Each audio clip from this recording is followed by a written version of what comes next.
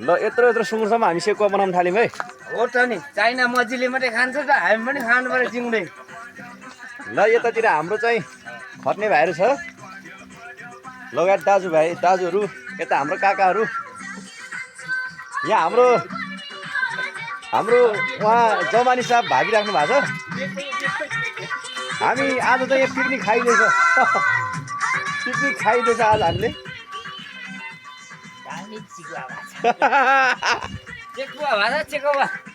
सेकुवा है सेकुवा।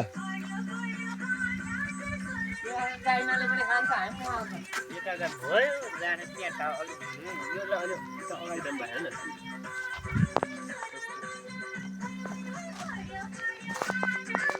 ल है बासमतीमा चाहिँ यस्तो पनि हुन थालेछ। अब यता निघाएर आइसक्यो एक बोटको हाम्रा बुहारीले ल्याउनु भएको छ।